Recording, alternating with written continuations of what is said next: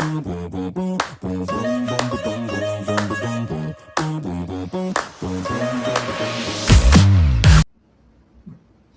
ವಿಡಿಯೋದಲ್ಲಿ ನಾವು SIP calculations ನೋಡಿದ್ದೀವಿ. SIP ರಿಟರ್ನ್ಸ್ ಹೆಂಗೆ ವರ್ಕ್ ಆಗುತ್ತೆ, ಪರ್ಸೆಂಟೇಜ್ ವೆರಿ ಆದರೆ ಅಥವಾ number of years investment very ಆದರೆ ಹೆಂಗೆ ಅದು ರಿಟರ್ನ್ಸ್ ವೆರಿ ಆಗುತ್ತೆ ಅಂತ.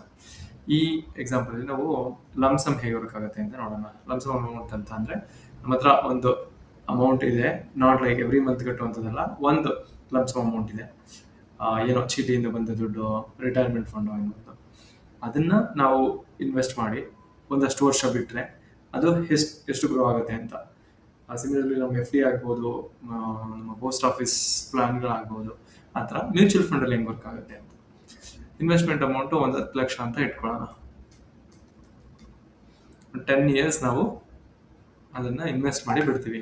ಎಲ್ಲಿ ಇನ್ವೆಸ್ಟ್ ಮಾಡ್ತೀವಿ, ಡೈವರ್ಸಿಫಿಕೇಶನ್ ಯಾವ ಥರ ಮಾಡ್ತೀವಿ ಅಂತ ನಾನು ಫಸ್ಟ್ ಒಂದು ಮ್ಯೂಚುವಲ್ ಫಂಡ್ ಸೀರೀಸ್ ವಿಡಿಯೋದಲ್ಲಿ ಎಕ್ಸ್ಪ್ಲೈನ್ ಮಾಡಿದ್ದೀನಿ.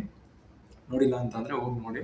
ಅಥವಾ ಬೆಟರ್ ನಿಮ್ಗೆ ಅದ್ರ ಬಗ್ಗೆ ಅರಿವಿಲ್ಲ ಅಂತಂದರೆ ಒಬ್ಬರು ಮ್ಯೂಚುವಲ್ ಫಂಡ್ ಅಡ್ವೈಸರ್ನ ಅಥವಾ ಇನ್ವೆಸ್ಟ್ಮೆಂಟ್ ಅಡ್ವೈಸರ್ನ ಕನ್ಸಲ್ಟ್ ಮಾಡಿ ಒನ್ ಟೈಮ್ ಅದು ಯಾವಾಗ ನಾವು 16 ವರ್ಷದ ಪ್ಲ್ಯಾನ್ ಮಾಡ್ತೀವೋ, ರಿಸ್ಕ್ ತಗೊಳ್ಳೋದು ನಮ್ಗೆ ಗೊತ್ತಿಲ್ಲದ ವಿಚಾರಗಳನ್ನ ಹ್ಯಾಂಡಲ್ ಮಾಡೋಕೆ ಹೋಗಿ ಬೆಟರ್ ಒಬ್ಬ ಪ್ರೊಫೆಷನಲ್ನ ಕನ್ಸಲ್ಟ್ ಮಾಡಿ ಅವ್ರ ಹತ್ರ ಸಜೆಷನ್ ತೊಗೊಂಡು ಮುಂದುವರೆದ್ರೆ ಒಳ್ಳೇದು. ಬಟ್ ಬೇಸಿಕ್ ಐಡಿಯಾ ಏನಂತಂದರೆ, ಈ ಎಕ್ಸಾಂಪಲಲ್ಲಿ 10 ಲಕ್ಷ ನಮ್ಮ ಹತ್ರ ಲಮ್ಸಮ್ ಅಮೌಂಟ್ ಇದೆ, ನಾನು ಇನ್ವೆಸ್ಟ್ ಮಾಡ್ತೀನಿ 2026ಅಲ್ಲಿ ಅಥವಾ 2027ಅಲ್ಲಿ 10 ವರ್ಷ ಅದನ್ನು ಮಾರ್ಕೆಟಲ್ಲಿ ಬಿಡ್ತೀನಿ.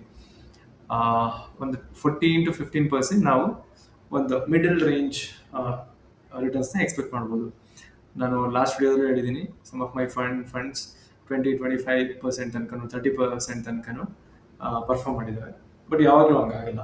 ಸೊ ವರ್ಸ್ಟ್ ಬೆಸ್ಟ್ ಎಲ್ಲ ಕೇಸು ಬಿಟ್ಟು ಒಂದು ಮಿಡಲ್ ಗ್ರೌಂಡ್ ಅಂತ 14% ಅಂತ ನಾನು ಹಾಕಿದ್ದೀನಿ. ಇಷ್ಟು ವರ್ಕ್ ಆದರೆ ಟೋಟಲ್ ಇನ್ವೆಸ್ಟೆಡ್ 10 lakh, ಈ over A period of 10 years 27 lakh gain ಆಗುತ್ತೆ ಅದು. ಸೊ ಟೋಟಲ್ ಮೆಚುರಿಟಿ ವ್ಯಾಲ್ಯೂ ಬಂದು 37 lakh. ಅದೇ ನಾವು 1% ಜಾಸ್ತಿ ಆದರೂ ಕೂಡ 37ಇಂದ 40, ಅದು ಕಡಿಮೆ ಆದರೆ 37ಇಂದ 33 ಆಗುತ್ತೆ.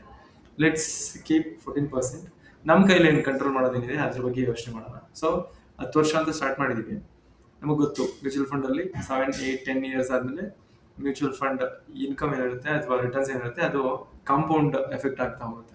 ಸೊ 10 years ಬಿಟ್ಟು suppose 10 year end of the 10 years ನಮ್ಗೆ ಆ ದುಡ್ಡಿನ ಅವಶ್ಯಕತೆ ಇಲ್ಲ, ವಿ ಕ್ಯಾನ್ ಒಂದು 2-3 ವರ್ಷ ಇನ್ನೂ ಬಿಡ್ಬೋದು ಅಂತಂದರೆ ಏನು ರೆಡಿ ಆಗುತ್ತೆ ಅಂತ ನೋಡೋಣ. ಅದರ ಬದಲು 11 ವರ್ಷ ಬಿಟ್ಟರೆ 37 lakh ಇದ್ದು 42 ಆಗುತ್ತೆ. ಇನ್ನೊಂದು ವರ್ಷ ಎಕ್ಸ್ಟ್ರಾ ಬಿಟ್ಟರೆ 42ಇಂದ 48, ಅಂದರೆ ಎವ್ರಿ ಇಯರ್ 5-6 lakh ಅದಕ್ಕೆ ಆ್ಯಡ್ ಆಗ್ತಾ ಹೋಗುತ್ತೆ. That is the beauty of compound interest.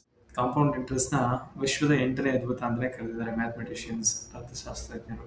ಯಾಕೆಂದರೆ ಅಷ್ಟು ಪ್ರೊಡಕ್ಟಿವ್ ಆಗಿ ಅದು ವರ್ಕ್ ಆಗುತ್ತೆ, ರಿಟರ್ನ್ಸನ್ನು ಕೊಡುತ್ತೆ. ದುಡ್ಡನ್ನು ದುಡಿಸ್ಬೇಕು ಅಂತ ತುಂಬ ಜನ ಹೇಳೋದನ್ನ ಕೇಳಿದ್ದೀವಿ. ಆ ಕಾನ್ಸೆಪ್ಟ್ ಇದೇನೆ. ನಾವು ವರ್ಕ್ ಮಾಡ್ತಾ ಸೆಪ್ರೇಟ್ ಆಗಿರೋ ಜೊತೆಗೆ ನಾವು ಇನ್ವೆಸ್ಟ್ ಮಾಡಿರೋ ಅಮೌಂಟ್ ಕೂಡ ಅದು ಗ್ರೋ ಆಗ್ತಾ ಇರಬೇಕು ಅನ್ನೋಂಥದ್ದು. ಸೊ ಇದು ಒಂದು ಎಕ್ಸಾಂಪಲ್. 15 years ತನಕ ಅದನ್ನ ಬಿಟ್ಟರೆ ಎಷ್ಟಾಗುತ್ತೆ ನೋಡೋಣ. ಸೊ 10 lakh ಇನ್ವೆಸ್ಟ್ ಮಾಡಿ 15 years ಬಿಡ್ತೀನಿ. ಆ ಮೆಚುರಿಟಿ ವ್ಯಾಲ್ಯೂ ಒಂದು 70 lakh ಆಗುತ್ತೆ.